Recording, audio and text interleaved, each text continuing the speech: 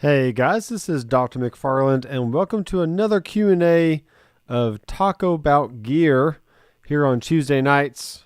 And what did I have for dinner tonight?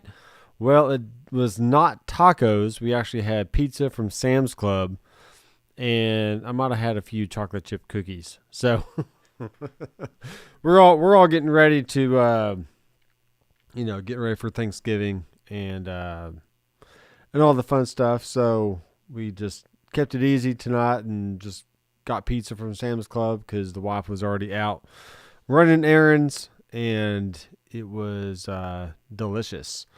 So come on in. I have some cool things to go over tonight, which is really my favorite amps and effects in the Helix floor, which we have the HX Edit here on the screen. And you can see that if I press something here. Yeah, it did it. So here's the HX Edit. And I have a few different presets already made. But we're going to probably go to a blank preset here in a minute and just comb through my favorite Line 6 stuff. And why do I even like Line 6 in the first place? I mean, I have a pretty long history with Line 6, but we can get into that in a minute. So y'all come on in. Let me know where you're from and, your name, where you're from, and do you happen to own a Line 6 product, whether that's an amplifier or maybe the HX Stomp, the HX Effects, or the Helix. And there's lots of other things. I mean, there's the Pod Go and all kinds of Helix products. But here in the last few years, I'm more interested in all-in-one solutions. It's not really having a separate amp and a separate pedal board full of pedals and power supplies and cables and all the crazy stuff. Because I don't play out in bands. I just play at church and I record here in the studio. So my needs are very, very basic. And I feel like I don't need to have, just like tons and tons of gear. Even though right now that wouldn't seem like it'd be true, because I do have lots of gear that I'm combing through and I'm reviewing and just getting more familiar with so I can make some videos on the different pieces of gear. And, so as I learn about different stuff, I can make videos and teach you guys the best way to use this gear and to get the best tones you can. So we do have, let me click on this link here.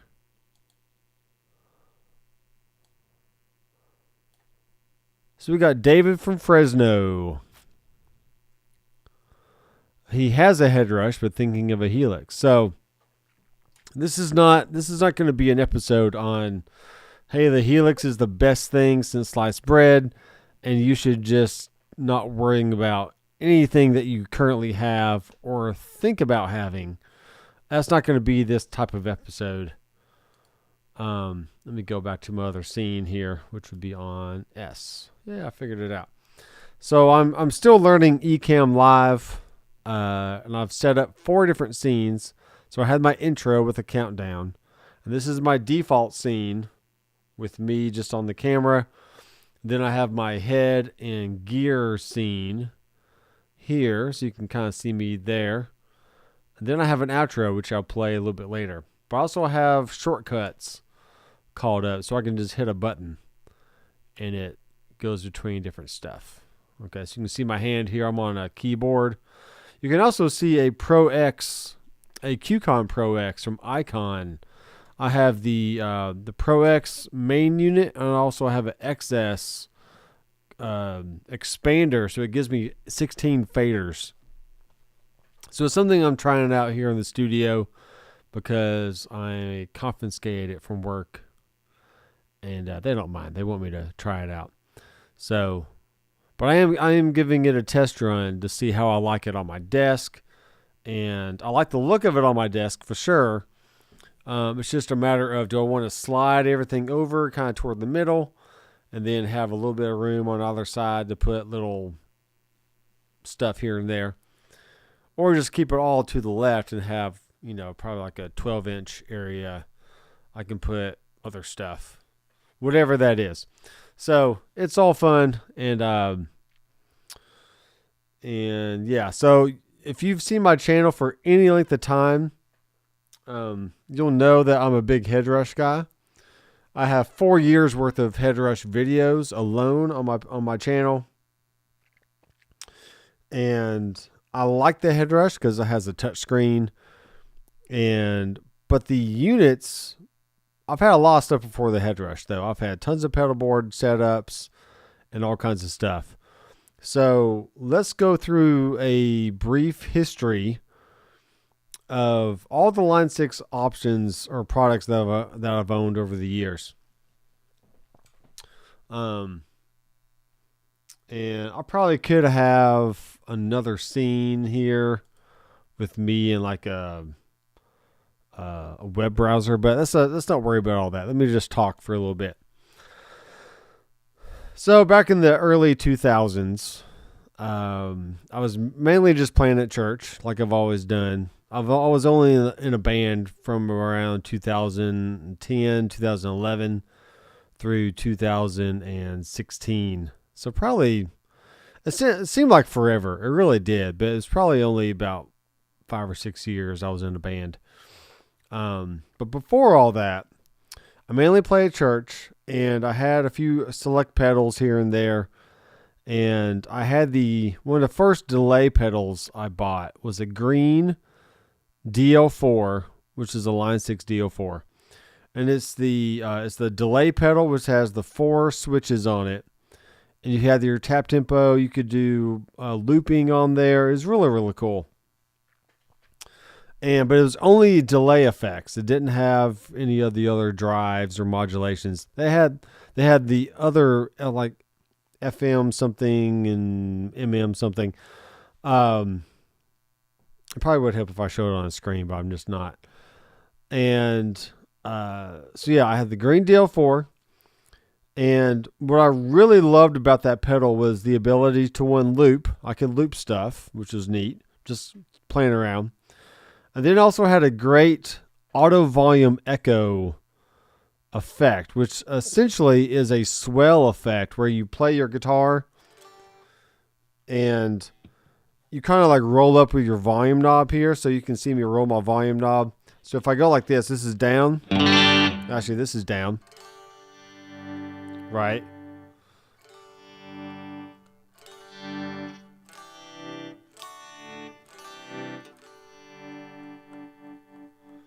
Okay, so instead of having to do it with your foot or with a volume knob on your guitar, you could just essentially have the effect do all the swelling for you. When you put a lot of delay and reverb with that, it just had this really ambient, angelic kind of sound to it. So that was really my go-to ambient church type sound for years and years and years. But those early DL4, those early Line 6 pedals really weren't made all that great. And the switches would always go out. And they did suck tone really, really bad. As in, you turn on the pedal and the top end of your tone just kind of got muddy. I mean, they really just weren't that great. But it was a cool sound for what they did do. But for all the cons about the pedal, it just wasn't worth it. So yeah, the green DL4, and I've had like the Verbzilla type stuff. I had some other Line 6 pedals after that, but then they came out with the M series, which is really neat because then you could have. They had the M5, which was a single little pedal, okay? You could choose any effect you wanted from the Line 6 catalog, and that included reverbs, delays, modulations, overdrives, but you can only have one effect on at a time. So instead of buying 5 pedals that could do all that different stuff. You would just buy that one and then just switch between the different sounds that you wanted. You could store different sounds within different preset, blocks. And so if you want to drive on preset 1, but then you want to go to a delay on preset 2, you could do that. And I should have found my board that I toured Europe with, because that board was really cool. I might do that in a future episode, show some pedal boards I've had over the years. I'll have to collect some photos and get all that organized, so I'm just not searching around my computer trying to find stuff. But so they had the M series, but I actually bought the M9 first, and what that was 3 rows with 2 switches on each row, and then a tap tempo on the bottom, and that pretty much allowed you to have like 2 different drive options. Then you could do like some modulation. Then you could do some delay and reverb, and have a lot of different effects without really having to have anything else, because it's kind of like your all-in-one kind of unit. And a lot of country or Nashville session guys, they would have the M9 pedal on their board, but they'd also have a lot of drive pedals and different stuff on there to kind of complement all the different sounds they needed to get within a session. And it was just cool because you could basically assign to those switches whatever effects you wanted, and you can bank up and down as well. So you can just store tons and tons of effects, really right at your fingertips if you wanted to. So that's the M9. Then I wanted the downgrade, right? I wanted the downgrade from the M9 to the M5. And then once I toured Europe and kind of did some different stuff, I was like, well, I really don't want to mess with pedals anymore. I just want to get like a bigger all-in-one unit. So I got the M13, which is pretty big. I mean, it's a pretty big unit. I have a few videos on the channel talking about all the different M pedals I've had over the years. But yeah, the M13, you could pair it with a controller, like a expression pedal. So you can control your wah pedal and your different volume and different stuff. And then after that, I went back to like full-blown pedals with power supplies and cables and all that. And something happened. I can't really remember the exact year. It had to have been 2016 maybe. I think it was 2016. I had just come off of playing with a band, and I had this huge board that I was going to finish off to make it my studio board, right? So I bought all the pedals, got them organized on my whatever pedal board that was. I can't remember. It was a pretty big pedal board. It had like the lid that you could just take on and off. I can't remember the name of it. It's all right. And then I saw that Line 6 came out with the HX effects. And I was like, wow, that is so cool. It's super tiny. And it pretty much has, not pretty much, it still has every single effect that Line 6 ever had and will ever have, because they keep updating it with all the new toys and whatever else. So I was like, you mean I can spend $500, get this one pedal, and I can sell off pretty much my whole pedal board. So that's what I did. I sold everything off and just got the HX effects, and that was really cool. Now within that same time though, probably like within the 6 months or a year after that, I saw Pete Thorne doing a demo of the Headrush pedal board. And it had the touchscreen. It had all the cool sounds. It's like, wow, that thing's really neat. So I actually bought the Headrush after my HX effects. And, obviously I've made tons of videos with the Headrush units, whether that's the pedal board, the gig board, or the MX5 now. And who knows what else they'll come out with. But yeah, I was kind of tinkering back and forth between Line 6 stuff, Headrush stuff, But they're both great. They're both great products. So with all that said, now I actually bought a HX Stomp probably 2-ish years ago. And it's a cool pedal if that's what you want at the end of your board. Or if you're just a very minimal player and you want to set up some snapshots to switch between maybe some clean, some crunch, and some lead, you can use the HX Stomp for that.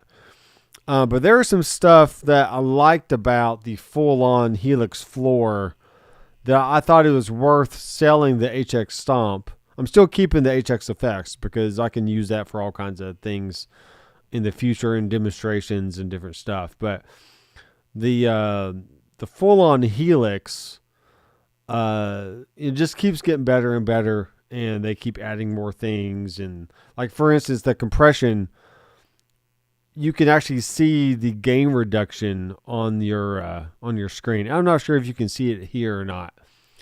Let me go here. We're going to click on a block, and we're going to go down to dynamics, and let's go to red squeeze. Yeah, you're not gonna see it here on the screen, but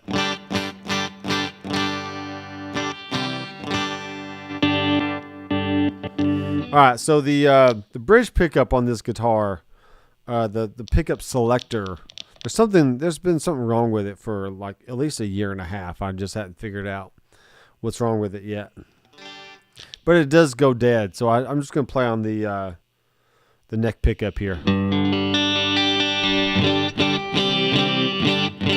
So you're not seeing it on the screen, but on this Helix screen here, I can see the gain reduction go up and down, which is a really cool indicator of, you're hearing the compression, but you can also see how much compression you have. And that's something that's cool about the Helix. And that's not to say that other units can't do that or just won't do that or haven't done it yet. But that's something that's just neat. So that's something cool about the Helix that I like. And so we're about 20 minutes in here. Let's go ahead and comb through some stuff. And I've made a lot of cool little presets down here.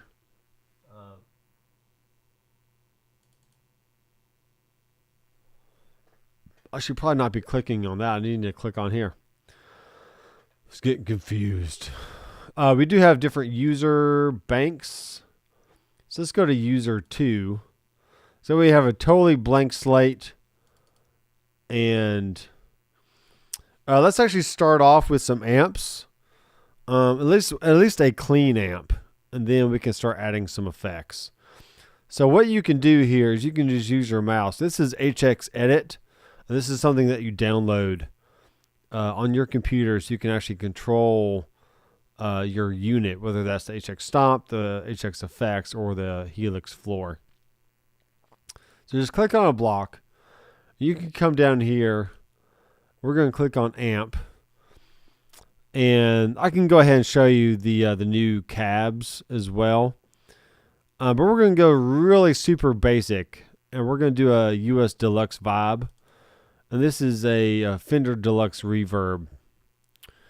And since I've only chosen the amp and not amp and cab or whatever, I have to go and add another block or click on another block. And we're going to click on cab.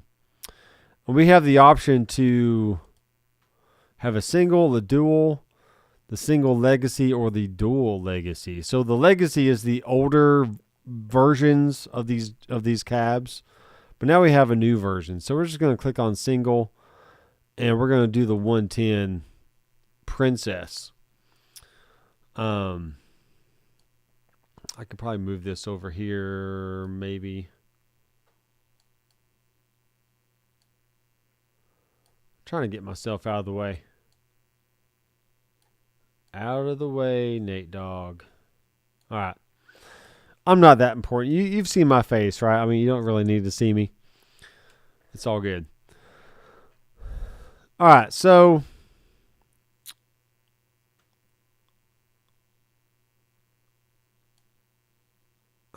keep clicking on the wrong thing. All right, I'm going to look up here. So first of all, what we're doing with the cab is if you've ever mic'd anything, okay, if you've tried to mic or record an acoustic guitar, a vocal, a guitar cabinet, drums, I mean, literally whatever that is, you're taking a microphone and you're pointing it at something in a certain area, maybe at a certain angle, at a certain distance, and that is capturing the sound of that source. So what Helix or Line 6 has done now is they've given you the ability to, you can always change all these mics. You can always do that. You could always change the position. Actually, you can always change the distance, which is how far back or close the microphone can get.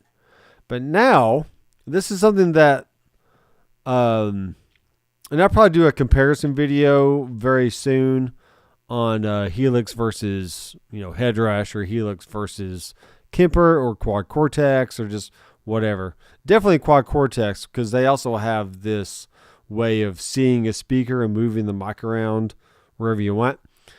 So before they had different mics and they had the distance, but they didn't have the position. So what that essentially is this. So now we can put it on the cap edge, or the cone edge, or anywhere in between. Okay, so it's really neat. And you can get different levels of brightness or mellowness, darkness, whatever you want to call it. And they've also added the angle, so you can either have 0 degrees, which is dead on, or you can have 45 degrees, which is 45 degrees if you've taken geometry or any kind of math. You'll know, like, the circumference of a circle can go 360 degrees, right? So 9 degrees would be about 3 o'clock, 180 would be 6, 240, and then 360. So, or something like that. Don't quote me on that.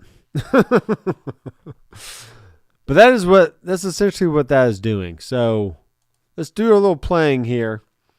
You can see what just the amp in the cab sounds like with this is actually an SM57 mic I'm talking into, and that's the kind of mic that I'm micing the cabinet with as well. All right, so already that sounds kind of crunchy, which I don't want. Whenever there's an amp that doesn't have a master volume, they always set the master at all the way to 10.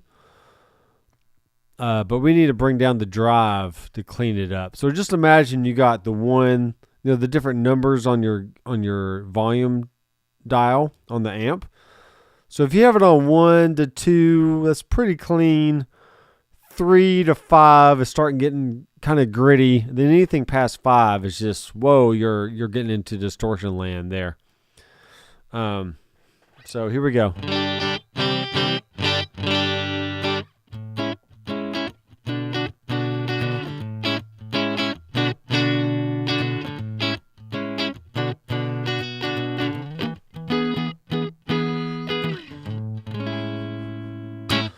Okay, so that's a good core tone, and we're just gonna start adding some stuff on top of this now.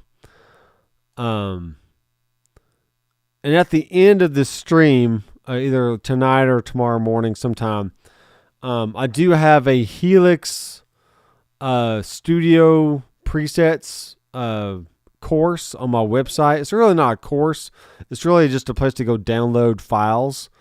But I will include all these presets within that section. And if you want to donate to the channel at all, then you can pay that one-time fee of $20 and get all the Helix presets that I ever create just for a one low price. So if you want to help support the channel and get some cool stuff in return, then that's a good way to do it. And so we're going to start off with some reverbs. Okay, And let's go ahead and go to the legacy options, because this is what the because before the HX effects came along, they really didn't even have all this cool new stuff. They didn't have the glitz or the gamma mead or the searchlight. They didn't have all that neat sounding reverbs. All they had was the legacy stuff. And I think the new reverbs were added shortly after it came out, but they still just had the legacy stuff. So this is all I was used to with the M9, M5, M13 units. So let's start with the spring reverb. This is what this sounds like.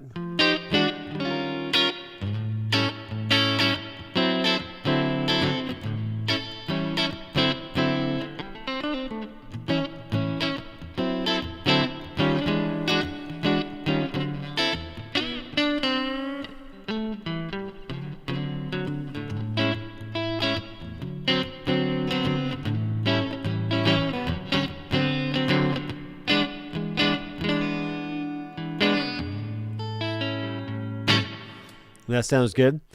Now, back in the day, I did read this recently, that if you put a spring reverb before the amplifier,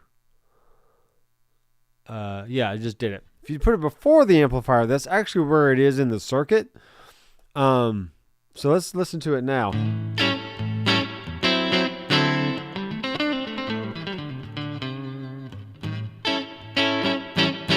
Now, what that also means is this is gonna be snapshot 1.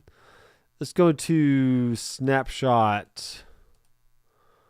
Hello, I'm trying to do this. Snapshot 2, and we're gonna go to the amplifier. Keep clicking on the wrong screen, and let's turn up the drive just a little bit, and maybe the volume down, so we can compensate for the extra volume.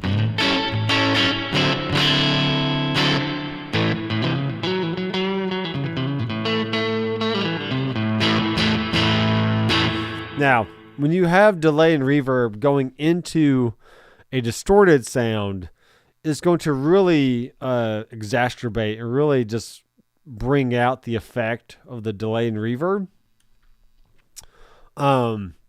Putting those effects after the amp or in the effects loop of the amp is very much like a studio setting, to where you record something, then you add effects onto it later. Like you record a dry guitar, then you send it to maybe a chamber or a plate or a spring unit or something. And that's just recreating that sound. But I think in these early amps, the reverbs were actually earlier in the circuit. So, yeah, it's just kind of interesting.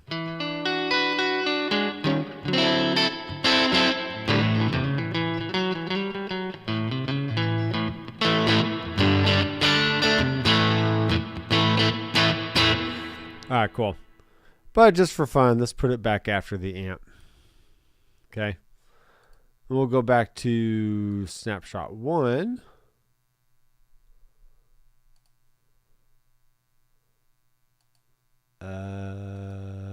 Oh, check this out. So snapshot.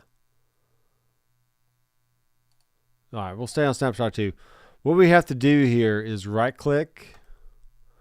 We have to turn on snapshot mode, which means when you move this, you have to do this with all the Helix units.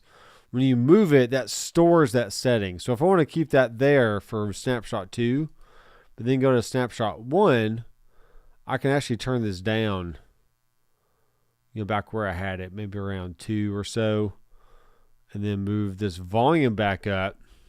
So we got to turn on the volume snapshot. And after messing with the quad cortex, this is very, very similar to the quad cortex. Or the quad cortex is similar to a Helix. Because I'm sure they just took all the best things from different modelers and put it all into one. Which is why people kind of flock to them. But, yeah, so that's how you do that. So now we're back to our clean sound. I might want to bring up that volume just a little bit, Something like that. I dropped my pick. Uh-oh.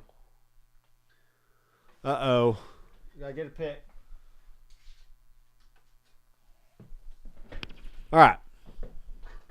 So we've been moving slow here, but we're about to speed things up. If you're new to the channel, definitely subscribe, because I do these live streams every Tuesday, and we'll be talking about a different topic every week. So it could be about maulers. One week could be about acoustic instruments, dobros, banjos, mandolins. I mean, just whatever. So if you like talking about gear and tacos, then come on in. All right, now I like the spring reverb. But now let's say I want to add, let's go to another reverb here. So on the M series, they had something cool called the Octo. And this is a very early shimmer effect. I'm going to turn off my air here so we don't get all the extra noise in the background. Aaron Short is in the house. And Aaron, you won't believe this, but I actually talked to my friend Greg today. He said he was 6'7". I'm like, whoa. I know a guy that's has the last name Short, but he's actually tall. And it's kind of an oxymoron, right? But I thought it was cool because I'm only 6'2", and so if he says he's 6'7", I'm like, dang, we got some giant people walking around here. But come on in. We're talking about some Helix stuff. So the Octo, like I said, is the early shimmer effect, and that came from the Verbzilla pedal, which is like a little stomp box kind of thing. But this is what it sounds like. This is really neat. Oh yeah.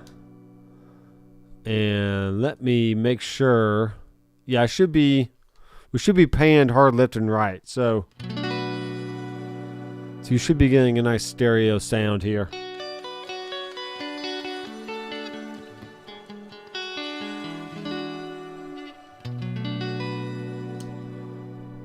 So that sounds really nice. We'll turn up the mix a little bit.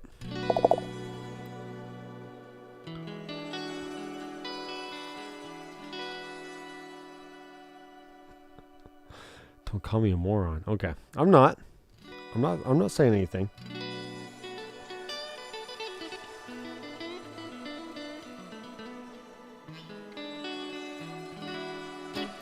All right. So that's from the Verbzilla. And you can have fun and do some different stuff there. There's a high cut and a low cut.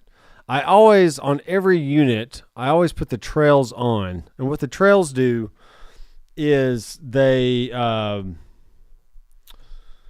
is when you bypass the effect, the sound keeps going. So just for example, I can have so here's the sound on. It's going. So I bypass the effect, but the sound keeps going, right? And now if I have it off, not bypass the effect. If my mouse will work. So it turned off there. Okay. Now we're on the verge of creating an ambient patch. So let's go ahead. There's other reverbs I like, but those are pretty good, especially for the legacy stuff. And the plates, the rooms, the chambers. They're all just reverb stuff. Now the particle verb. Let's bypass the shimmer, the octo. And we're going to click on this. We're going to go back to legacy. And the particle verb, it can kind of get crazy if you want it to get crazy. So it kind of has this swelly, lingering kind of sound.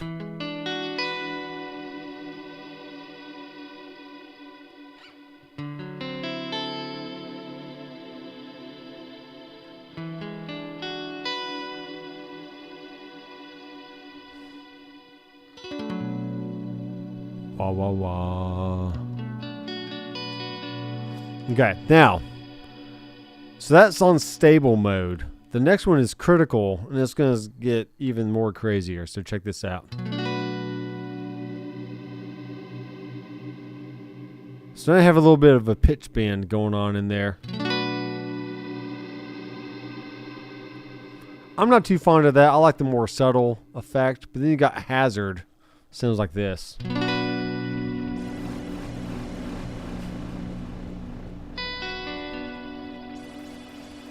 Somebody just sat around one night, probably drinking a little too much, and said, hey, let's throw some weird stuff in there.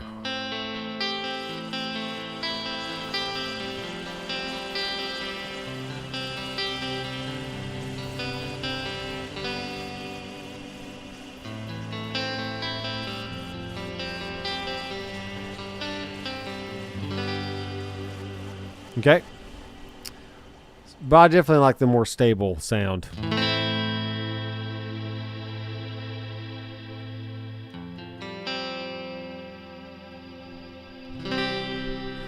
Then if we turn on the Octo with that, kind of start building this wall.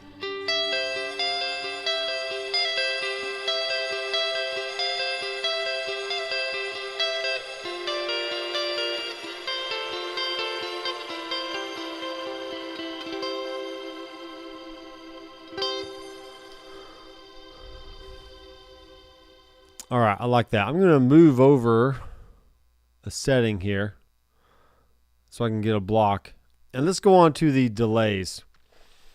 Now, all these new stuff, I mean, they all sound good.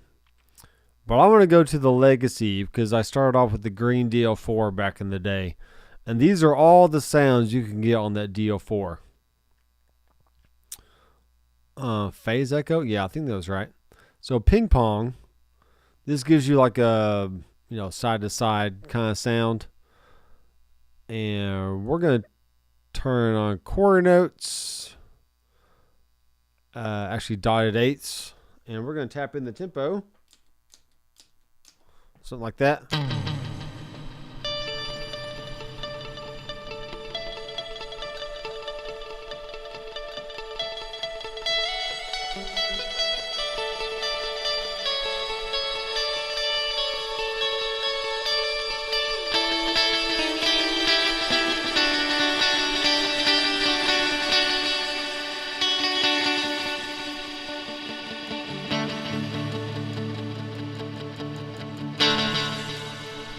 All right. So ping pong is stereo. Obviously, you can change. You can change the timing on these for like the stereo version. So dotted eighth on the left and then quarters on the right. You get this sound.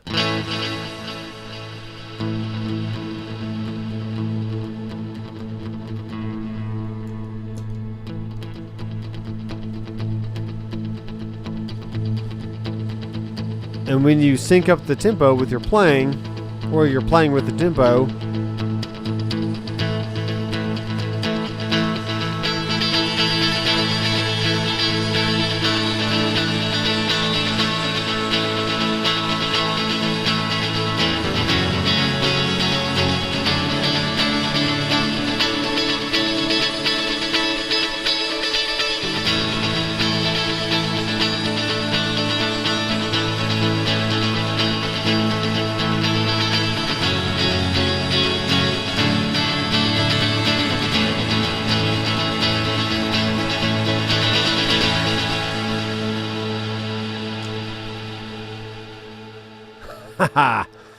that sounds really good. And that's just a legacy delay effect. I mean, it's nothing, none of the cool new effects are on the block, There's just classic delays, digital delays. All right, I like that one.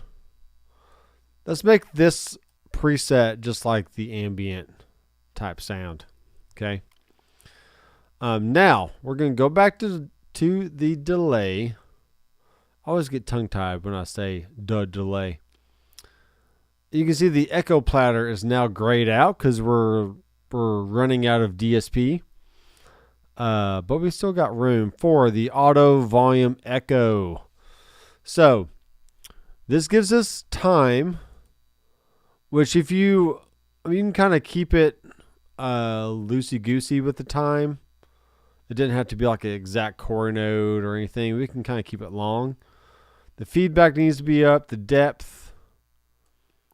Let's bring the depth up. I can't remember what that is exactly. Then the swell. Let's bring the swell all the way up. And then we have our mix. All right, so check this out. We're going to play a little bit.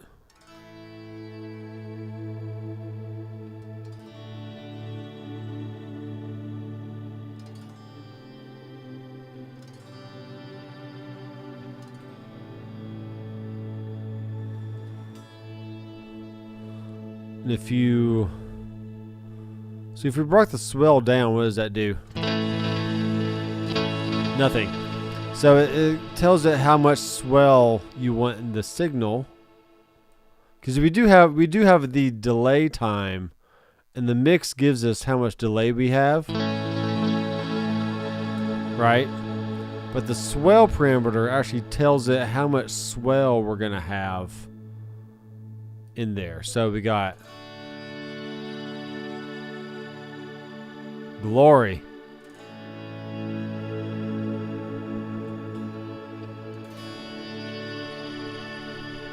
La la.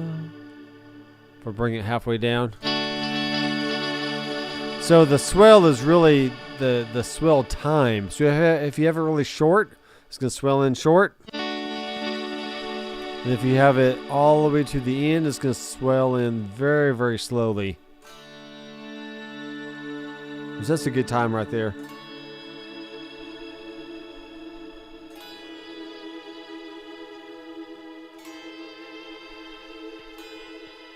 Forgot what key I was in.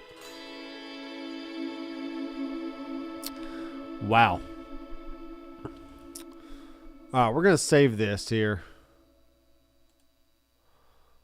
We're going to save it. So this is going to be Doc, Swell, Doc Taco Swell. They'll let you know that all these came from the Talk-A-Bout Gear live stream. Okay, so there's a good swell patch, right?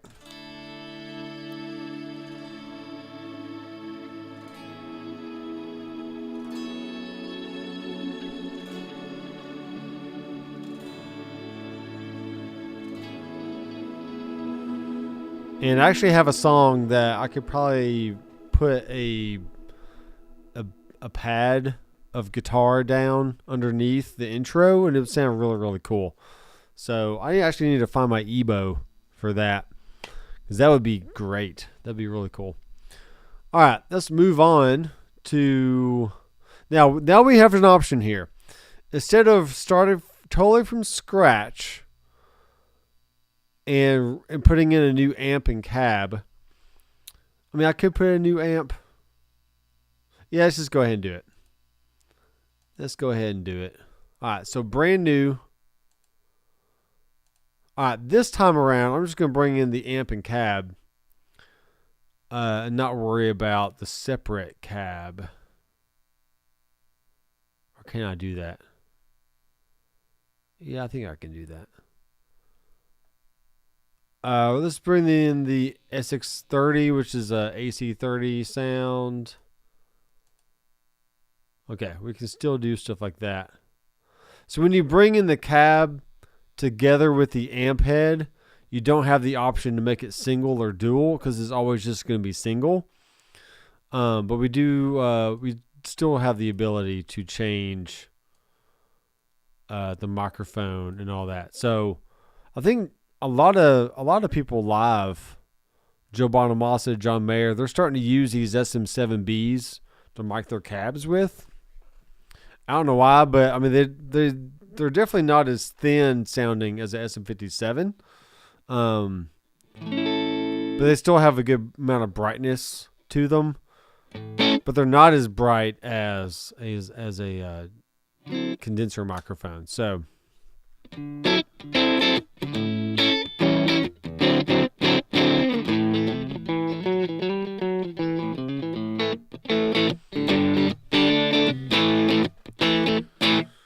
all right, I'm fine with that.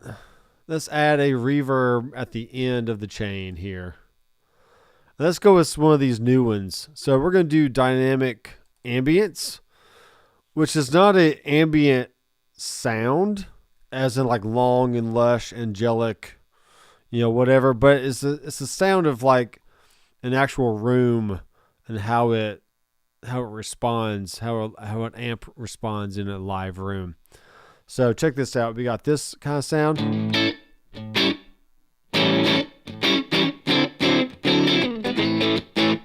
So it's a very small room at that point. We can go to that's an 8 meter size, which 8 meters, 8 times 3. 8 times 3. 24. Sorry. So it's like a 24 square, 24 by 24 room, maybe something like that. Then we got a 10 meter room, which is 30. Then we got 12, which is 36.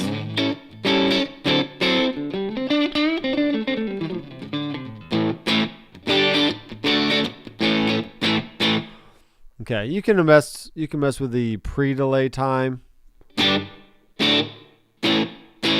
which is how long the effect comes in after your initial attack. And what I do like to do with reverbs a lot of times is bring the mix really high so I can actually hear what the reverb is doing. And then we can roll it down to kind of tuck it away in the mix a little bit. Okay, let's bring that back up.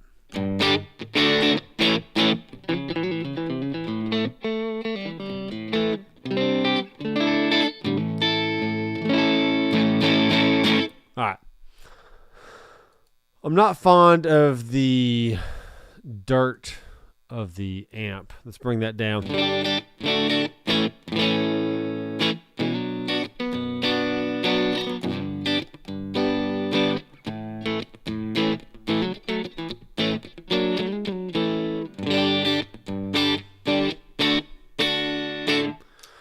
All right. That's good for that. I really don't dive in too much on modulation, honestly. I keep it very, very simple. I use a lot of tremolo. I might use a phase on a song if I just feel like it needs it. But it's really not that big of a deal to me. They have like a retro reel, which is like an analog tape kind of sound, and like you get all the warble and stuff. Double take, which might be cool for country stuff.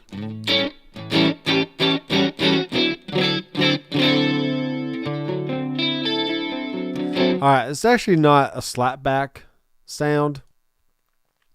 What it's doing is like you're double tracking.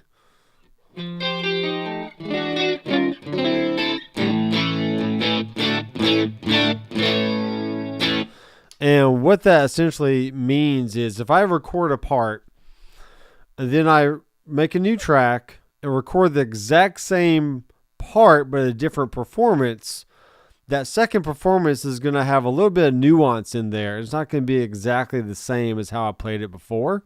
So therefore you get a little, especially when you pan it hard left and right, you get a very wide sound doing that. I'm actually going to bring down the wet effect of this and just see what it sounds like.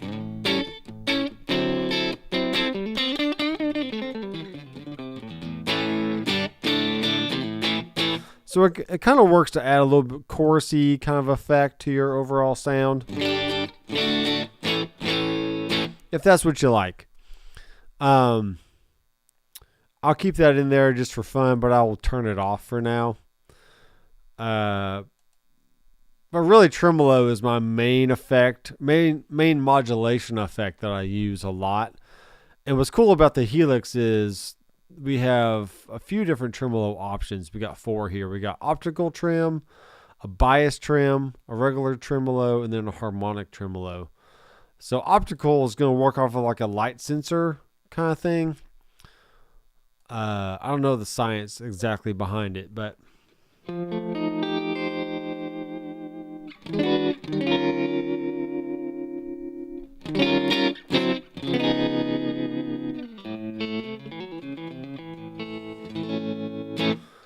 okay, if you feel like it's a little too much, you can bring down the intensity, or also bring down the speed of things. Okay. Now, we can also go to a harmonic tremolo, which sounds like this. So this is dealing with a little bit of a pitch shift kind of thing. So harmony, harmonic, pitch. It's a pitch thing. So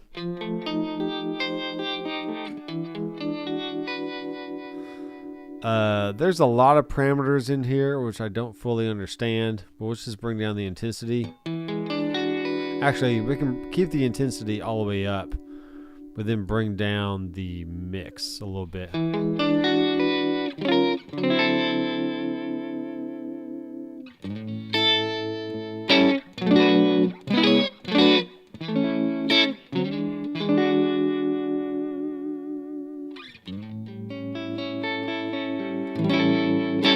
I like that one. It's very subtle. And then you got normal tremolo, which if you have a Helix, I would just go ahead and let you play with those. Well, I want to keep the harmonic tremolo in here for now. Okay, let's go back to our delay. And we're going to choose a bucket Brigade. And that's pretty much like your boss. Which pedal is that? Is it the DM2? Whatever the delay pedal is. See how dark it sounds? It's pretty dark. Which lets me know it's an analog style circuit.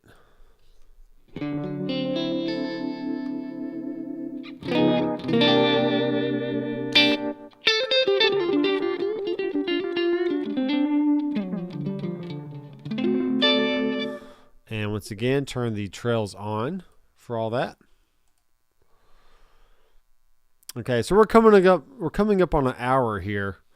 I'll finish off with some drive options, and then we'll probably need to shut it down because I got some studio work to do. It's getting down to the wire. I gotta get some Christmas songs out for a client, and just I got stuff to do. So, and the kids aren't here, and the baby's asleep. So that means I get to do some work. Let's do a chord note on this. We need to bring the feedback up if we want more repeats, like that.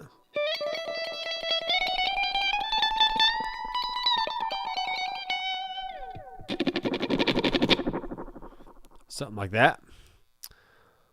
With that kind of sound, I'm going to let's bring in one of these other ones here. Let's do a plateau, which is kind of neat.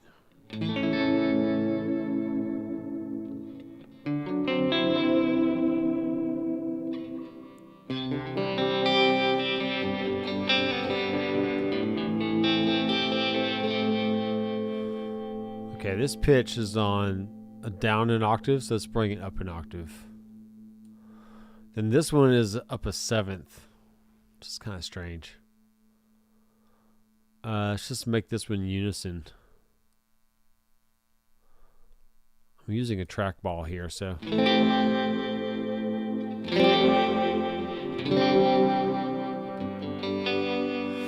Now this one, since it does have a pitch option in it,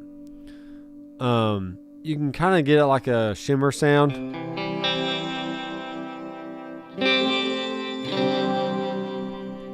If you want that kind of thing, but we can also bring the mix of it down.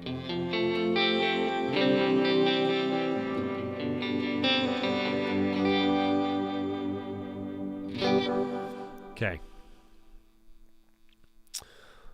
This starts looking at some drives here. Now, out of all the maulers that I've used over the years, all of them, to some extent, has a full tone OCD option. And for the Helix, that's called the compulsive drive. And I like the actual pedal itself. And I like them in all the maulers because I just think it sounds really good. One thing to keep in mind with the OCD is with the tone fully clockwise, that is the brightest it can sound. Then as you start turning the tone knob counterclockwise, it's going to work as a low pass filter. So it's going to cut off the high end as you bring it down. So you would think the tone in the middle at 12 o'clock would be like the middle point, but it's not. It's actually fully clockwise is your brightest sound you can get.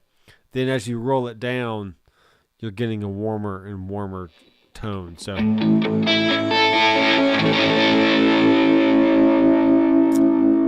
turn off the tremolo here. We'll turn off the delay for now.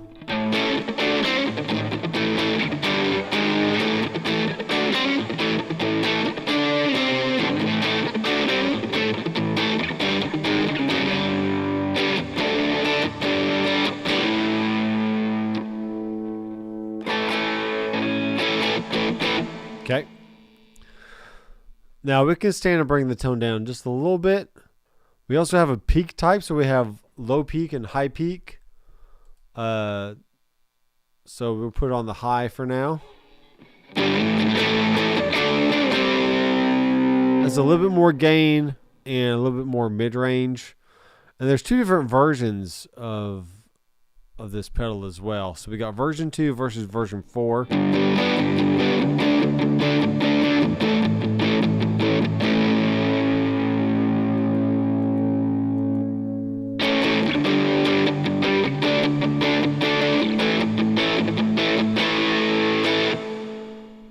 Okay, let's actually turn off. I want just like a normal reverb. Let's do like a dynamic room. And bring the mix of it down a little bit.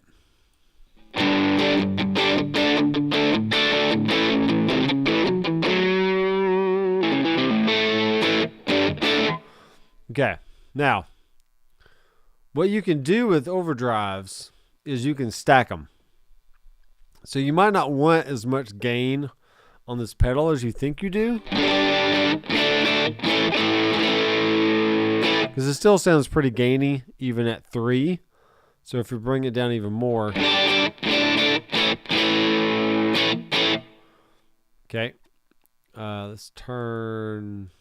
Okay, that's already off. Yeah, it's fine. All right, now we can bring in another overdrive. Let's go ahead and turn this one off as we bring in this other one. Now, the other pedal I like a lot is the, so notice how all these are grayed out. Let me show you something. If you go back to your reverb, these dynamic reverbs take up a lot of space, take up a lot of DSP or CPU, whatever you want to call it. So if we just go here and choose this like a basic spring.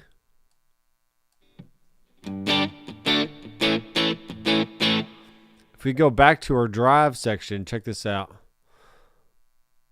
We still have some grayed out, but we have more left in there than otherwise would have been.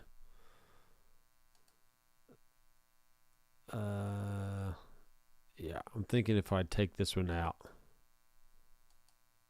this will give me more options.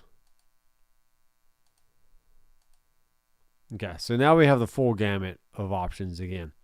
Now, if you run out of DSP on the first line, you can always go down to a second line down here. So if you want to put all your modulation, delays, reverbs on the second line and have your amp and pre-amp effects on the first line, you can do that. Essentially, each line is its own DSP core that it's running off of. All right, the T-Mall is the Paul Cochran Timmy, and this is it's just a really good low gain overdrive.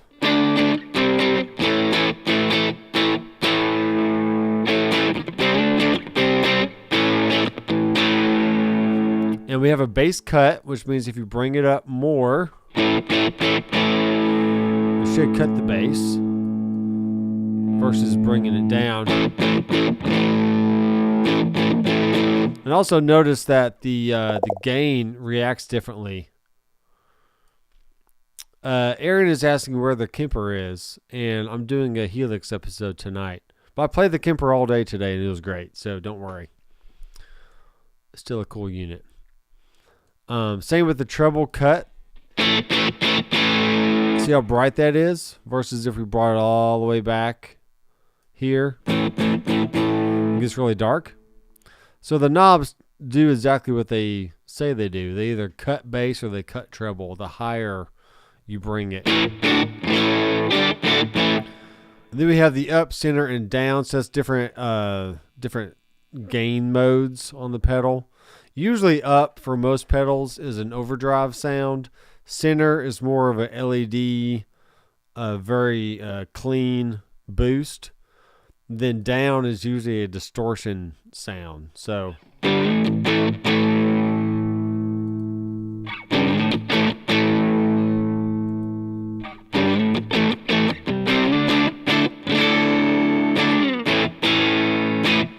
okay, so that's how that one works. And if we turn this one off, this will give us a few different drive options. The Monitor is a Klon Centaur. We do have a Tone Sovereign and a Heir Apparent, which are the King of Tone and Prince of Tone pedals. It sounds good. It's a good sounding pedal. We have the Scream 808, which is your classic Tube Screamer sound. The Top Secret OD is your OD 250 from MXR. I think it's MXR. But in the latest update 3.5, they've added the Pillars pedal, which is a Earthquaker Devices effect. We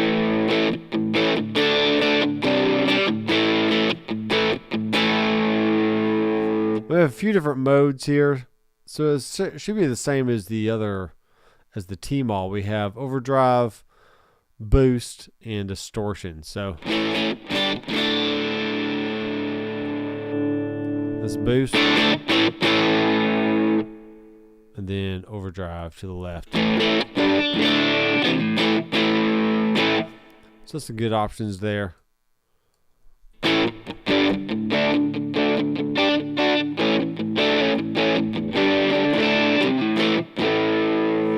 Okay, there's that. We're going to call this one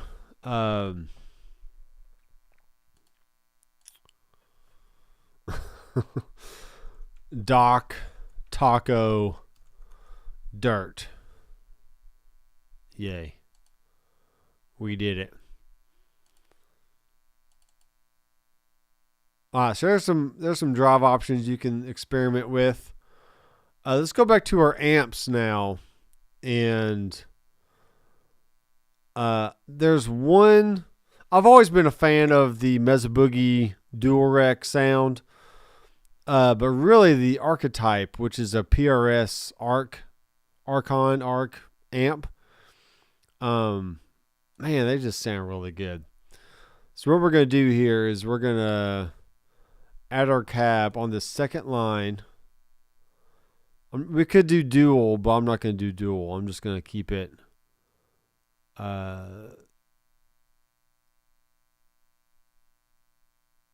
Let's do like a Cali V30. And let's put the SM7B on there. Let me back off the distance. I mean, you can always mess with distance and stuff.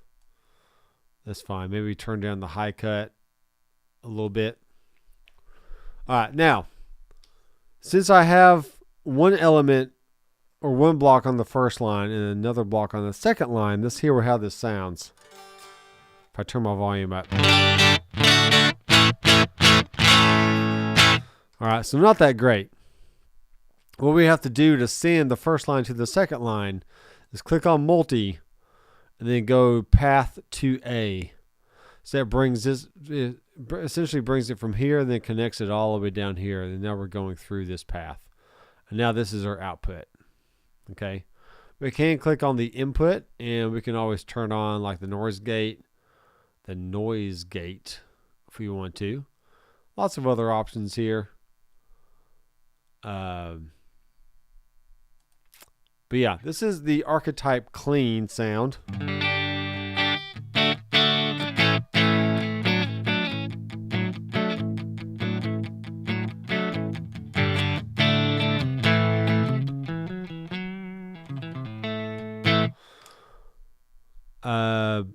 All right, everything sounds good. Let's turn the drive all the way up just to hear what this amp can do.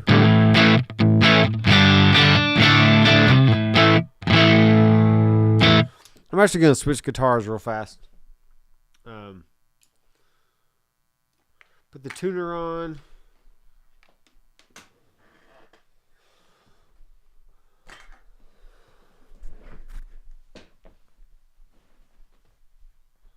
Whoa.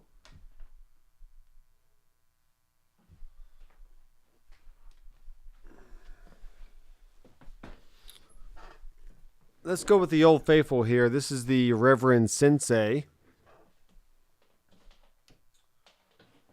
It has some nice rail hammer pickups. And it's a very cool guitar. So,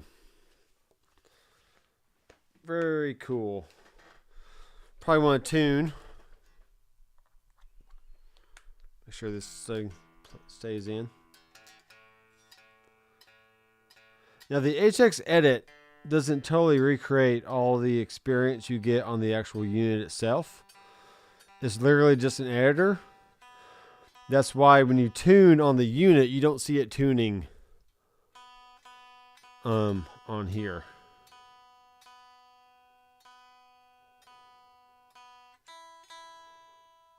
Okay. Drop my pick again. Connection interrupted. Oh no. Just plug it in, plug it back in.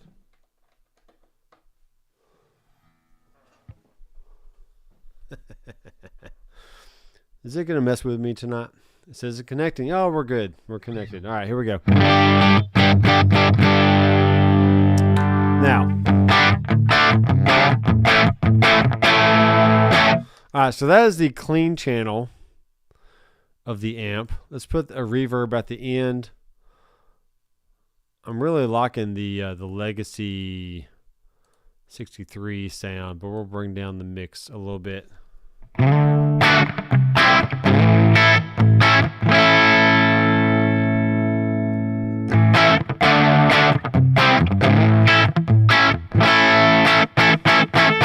All right, that sounds fine, but I don't want it to be super crunchy on the clean channel. I want a nice, good, clean sound. Then we'll let the dirt channel or the lead channel take over. Now, for pretty much every amp on the in the Helix, we have a channel volume and we have a master. So the master is just like a master volume on an amp, and it's also recreating the phenomenon of the power tubes getting driven harder the more you turn that up. And the channel volume is simply just a linear up or down, like, you know, just riding the fader up and down. So if I want to drive the master harder, I can.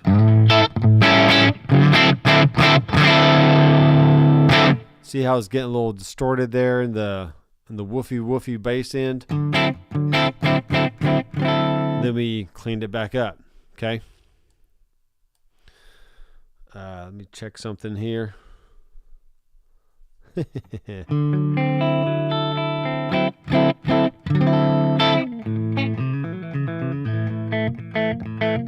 See, that's a good clean sound right there. I like that.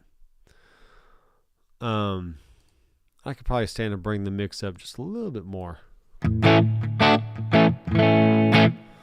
And turn the tails on.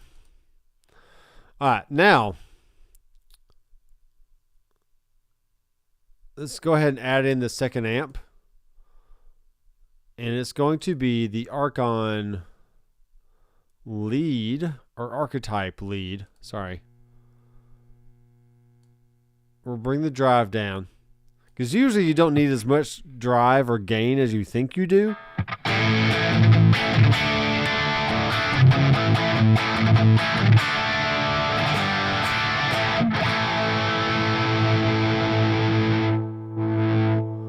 See, about right there is where it starts ramping up.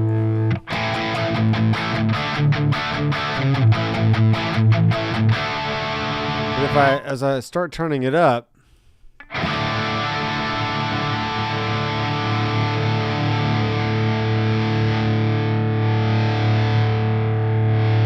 like you notice in this whole range right here, from like 2 to 5 or 6, it doesn't really add clarity or anything. It just makes it more muddy. So keeping the gain down is just fine.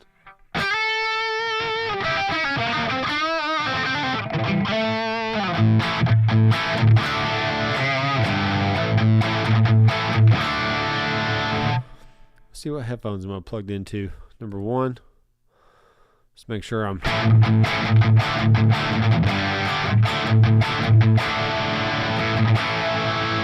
Okay, I'm good on that. All right, now what we can do is go from snapshot 1. Actually, snapshot 1 needs to be this amp off, right? And the clean amp on. That's probably what you're hearing, is both amps on at the same time. That's not what we want. Snapshot 2 is going to be the clean amp off and the dirty amp on. There we go.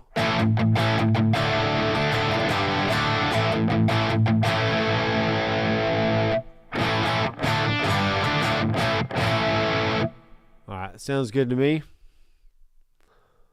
Once again, we could probably push the master a little bit.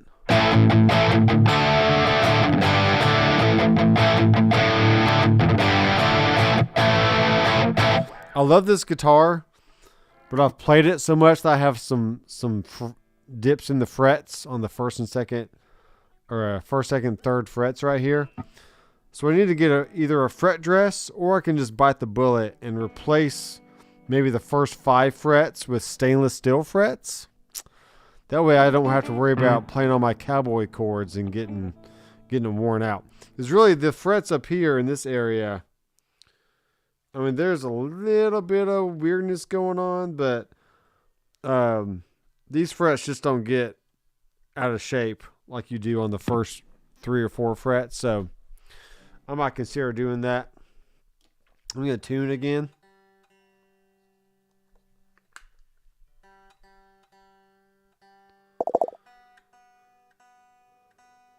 Tuning. All right.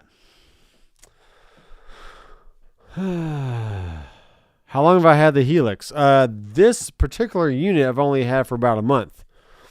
But I've had, like I said in the story time, in the first 30 minutes or so of the live stream, I've had all kinds of Line 6 products over the last 20 years, starting with the Green DL4, moving to the M series, which is the M5, M9, and M13.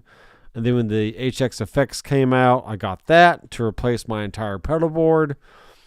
And then I saw Pete Thorne playing a Headrush, and I was like, "Hey, I need that because I like the touch screen." So now I I've done tons of videos on the Headrush.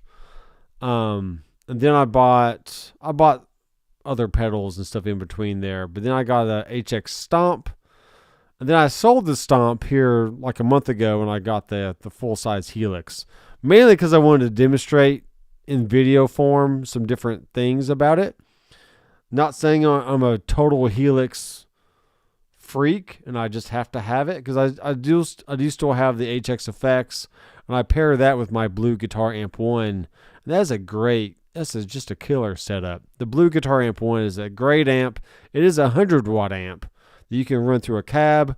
You could also use the record out to go to front of house or recording interface. And you got all the effects, all the HX effects, giving you the drives and delays and reverbs. Everything you see right here in the full-size Helix. So will I keep the Helix? Why am I distorting? Will I keep the Helix? I would really love to keep the Helix, but my credit card says otherwise. And I either need to sell off other things to keep the Helix or just sell the Helix because I can't afford to keep it. So there you go. So if you can afford to buy one and keep it, great. It's definitely a good unit.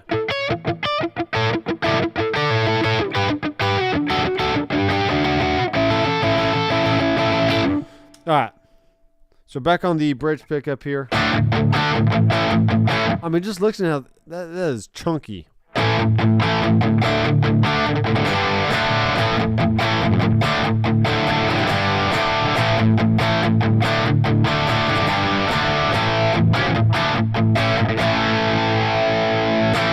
Ooh, man. I love that so much. Let's go with the delay here. And let's go back to our legacy and stereo and check this out. I'm gonna get my settings here. I'm gonna get them dialed in. And what we can do once we store our settings is this. So dotted eighth, quarter note. Let's turn the mix down a little bit.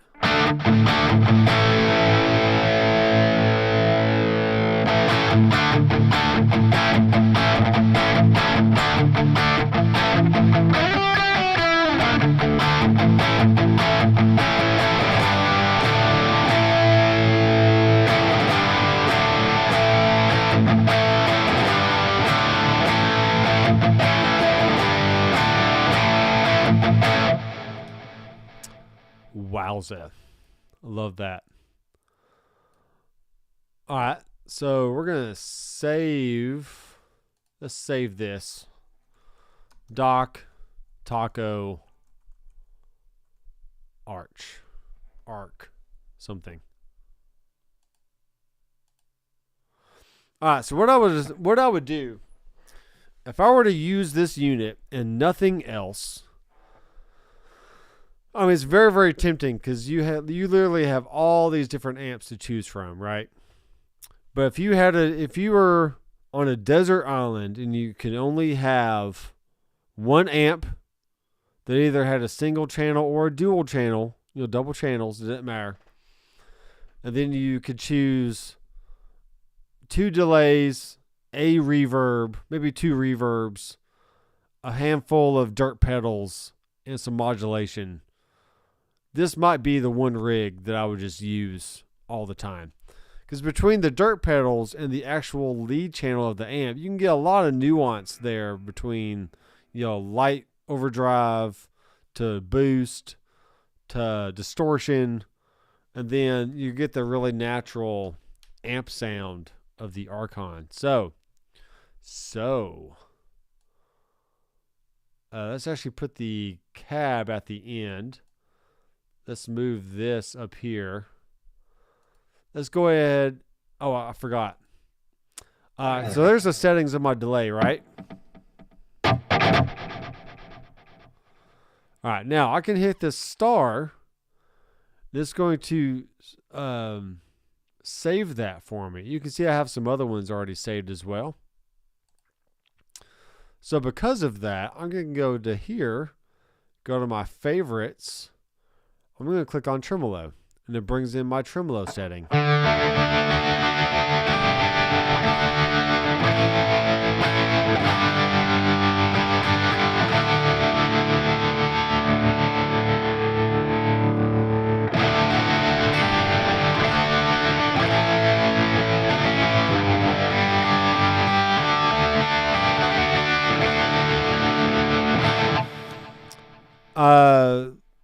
Let's see here. So Darboard says, welcome to the rabbit hole. Well, it can be a rabbit hole if you allow it to be a rabbit hole. But like the Kemper today, I was playing it pretty much all day today. And I had one amp kind of set clean. It was a clean profile.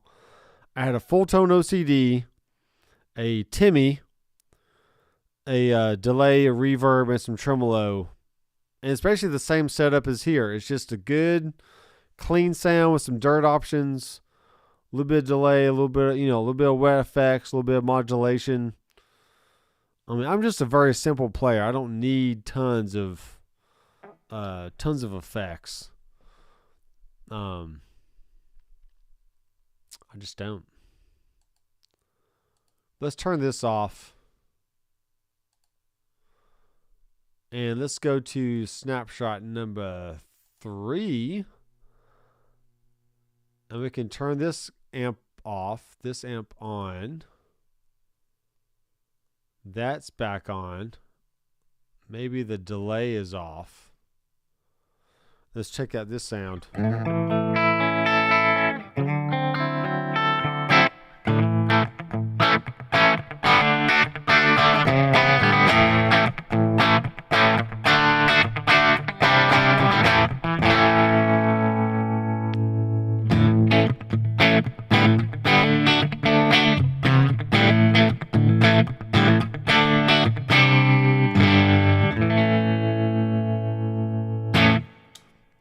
Cool. All right.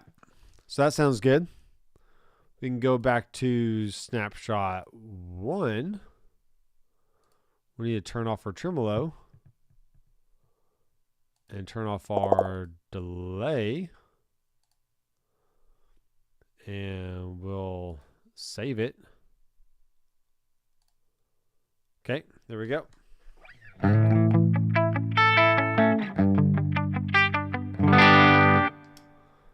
Sorry, I forgot to turn this comment off. But he has said some more stuff. I have the Helix LT and love it. Yes, I mean, Helix is great. And it works for a lot of people.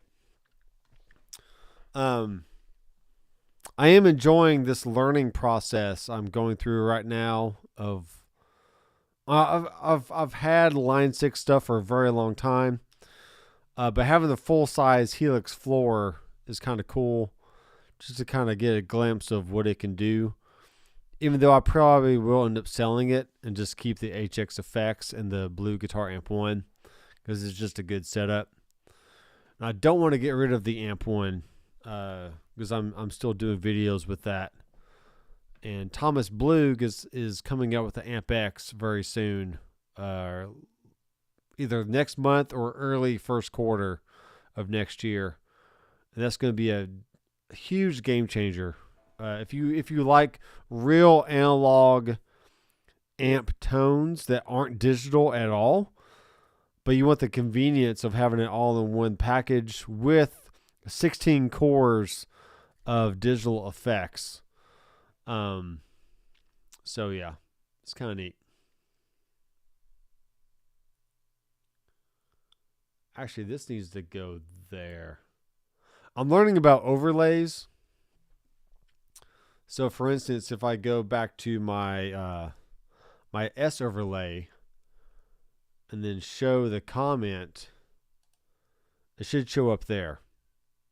The last few live streams, I had it under showing current scene but not showing all scenes. So I'd be on a different scene and think I would be showing a comment when I really wasn't. So, whoops. That happens sometimes. That happens sometimes. All right, let's go back to our D scene here. All right, let's bring in. See, it's really best to make snapshots after you've brought in all your dirt stuff. Because now when I add more things, I will have to go back and switch things out. I don't want a deluxe comp, but I do want to bring in a dynamics something. Kinky Cop. I think that's the I think it's a Robert Keeley compressor. And it's very squishy. So what we can do is bring the mix of it down.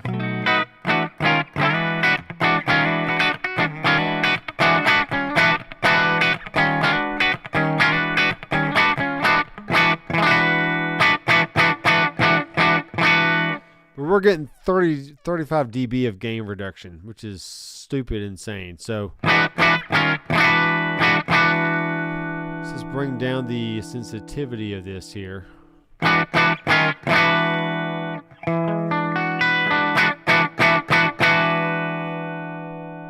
What happens if I bring it all the way up?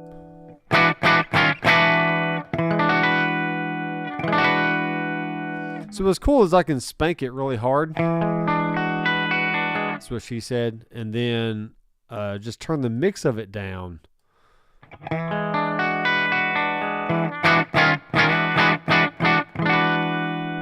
To kind of sneak in the effect overall. So that's a little too much. I think around that 20% range. Then put it on something clean.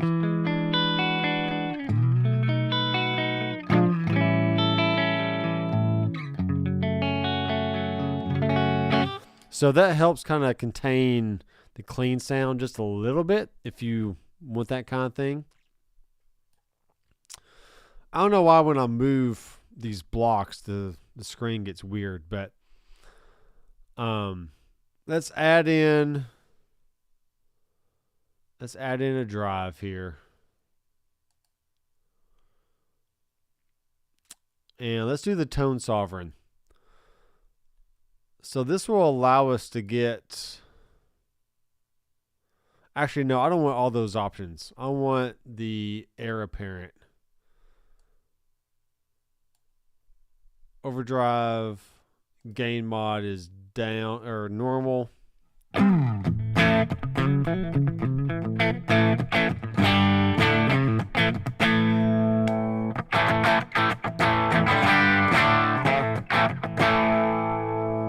Okay, that sounds pretty good.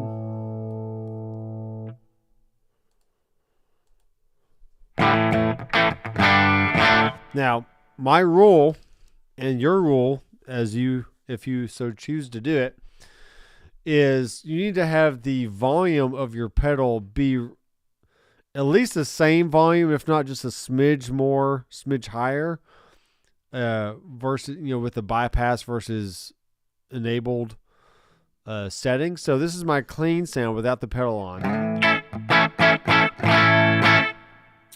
And then this is the sound with the pedal on. Notice how the level dropped a little bit. So we need to bring this up, bring the level up, which could add more compression to, or more drive into the front end of the amp.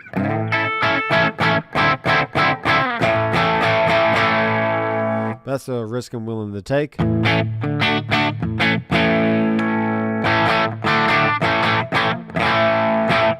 Okay, we can mess with there is a presence knob on here. Which I have a Wampler Pinnacle Deluxe. I think that's what it's called. And it has, especially just like especially a King of Tone, variation on the King of Tone. It has 2 different drive sides. It has a presence knob in the middle that you can bring in some high-end shimmery stuff if you want it. All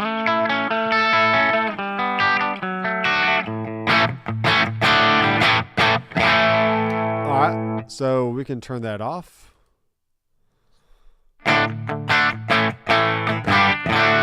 There's my clean.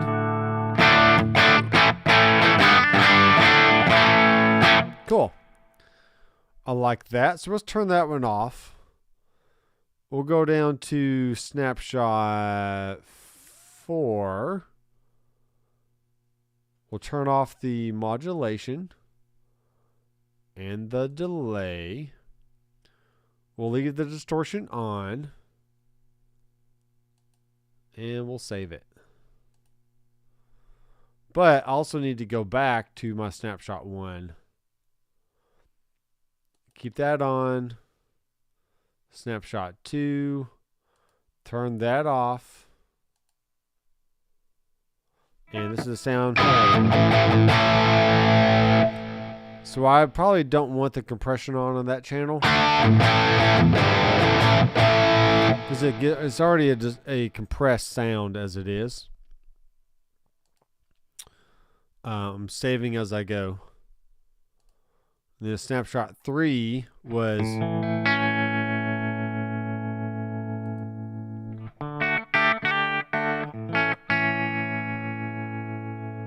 I do like that sound.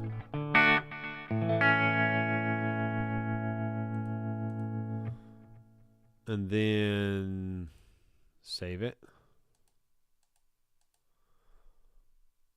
And then snapshot 4. And I can rearrange these later if I want. Snapshot 4 needs to have the amp off, but the lead off, but the clean on.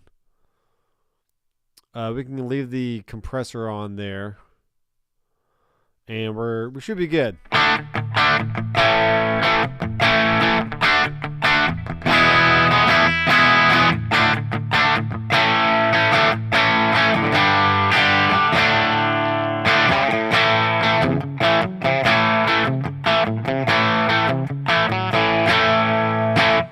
All right, I like that.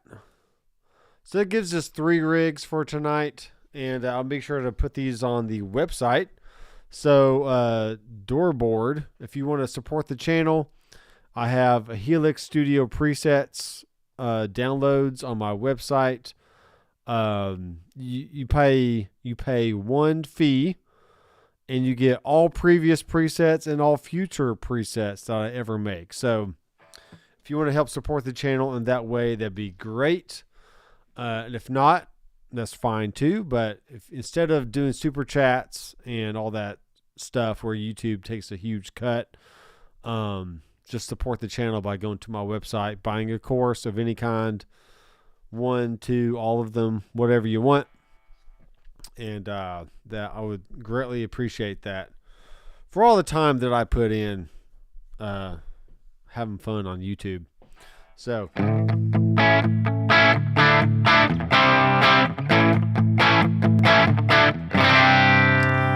telling you though, this Archon amp, this would be, I would keep the Helix just for this amp because it's just good.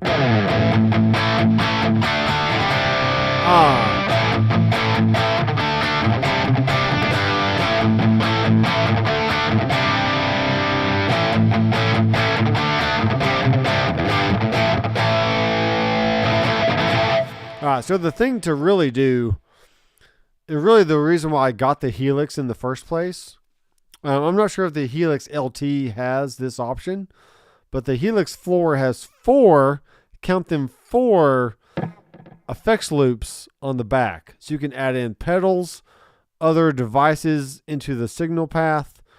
And so when I shoot out all these modelers against each other, it's really not to see who's the winner, but just I want to compare like all the Princeton Reverb amps and all the units, all the Bogners, all the Mesa Boogies, just whatever. I can plug all these units into the back of the into the effects loops, it's just really easy to create snapshots and go, snapshot 1 is this amp, snapshot 2 is this amp, 3, 4, 5, and so on. And I can just quickly compare the sound of all these different devices. So that's probably going to be the week of, that's going to be a December project. I can do that the full month of December. Like I said, I do have a credit card to pay off here, so I'm looking at, I do have other things for sale, mostly on Marketplace right now, but I might throw them up on Reverb if I can stand the fees and the shipping and whatever else. But if I can sell them local, that'd be more ideal if I can, just so I can keep more money and not have to deal with the fees and the shipping and all that. But once December is done, it's a new year. And I am purging. I'm getting rid of a bunch of stuff that's just kind of lingering around for a while and I just don't use. So definitely keeping a Headrush product.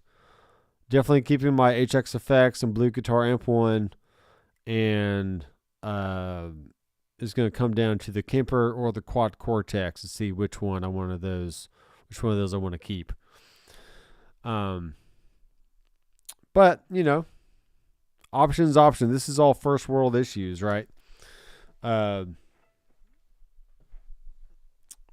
if you only had to choose one, leave a comment down below. If you only had to choose one unit to use for the rest of your life, what would it be?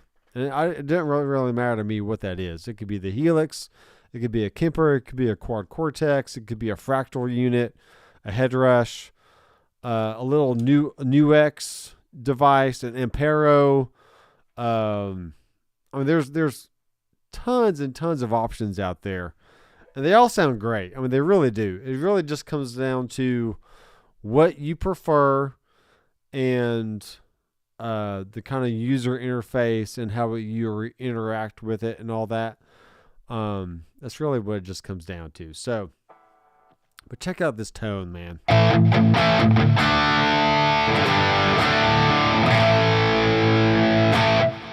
Yeah, I think that kicks. That kicks pretty hard. If I wanted to throw in a Tube Screamer,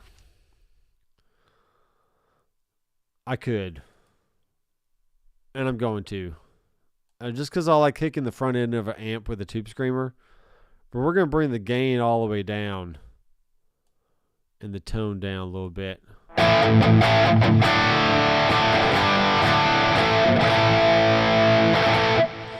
Alright. But since I've added that, I have to go back. Go back and turn that off. Go to my snapshot 3. Turn it off. And then snapshot 4. So I can leave that off, but then I could boost the front end of the King of Tone, or the Heir Apparent, or the Prince of Tone sound.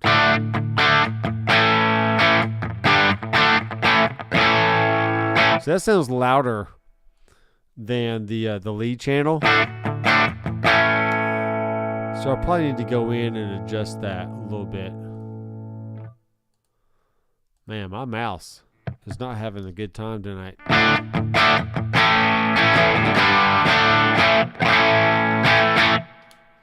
Have I tried my IRs in the Helix? No, I have not, but I have put them in the HX Effects, and they sound great. So I'll probably need to do a separate video on loading IRs into the Helix floor, and I will be, and I can demonstrate my own personal Sonic DNA Dock IR pack. All right, that sounds good. I like that. Let's go ahead and save that. Actually, I can do this. I can just go over to the unit and hit save twice. And there we go. I've saved it. So if you want the Doc Taco Swell, the Doc Taco Dirt, and the Doc Taco Arch, go to the website, Helix Studio Presets, and pay the one-time fee. Very small fee, very small donation to the channel. And you get all the rigs, all the presets for life. So, there's been a few people coming in and out tonight. I didn't see some of the normal people that usually hop in. You know, it is what it is. But I do want to thank all of you for watching and for sticking around. And I hope the sound was okay tonight. I'm going through my Focusrite 18i8, which usually sounds pretty good. It has 2 headphone mixes, a loopback 1 and 2 mix. That's what I'm using for the live stream. And all that is going through a Laudiocast and Black Hole, like virtual mixer kind of something going on. But the level looks pretty good on this for the sound levels of the ECAM Live. So should be fine. But I do want to thank everyone for hanging out tonight. And if you have not subscribed to the channel, please do that down below. Check out the links in the description, which I will add here very, very shortly. For some reason, I can't figure out how to do that in ECAM Live before the stream starts. I don't know why. It's just weird. Let me go to a different scene here. Whoa, different scene. Come on. There we go. And it looks a little jittery on the screen here, but hopefully it's fine for you guys. And so, yeah, links in the description. There's Amazon affiliate link, and there are Sweetwater affiliate links to the guitars I like, the amps that I like, Helix Headrush, Quilter amps, recording gear. If you want some recording gear for like a little home setup, I have a link there. You can go to my personal list. You can shop around for different interfaces, microphones, headphones, speakers, acoustic paneling, all kinds of stuff.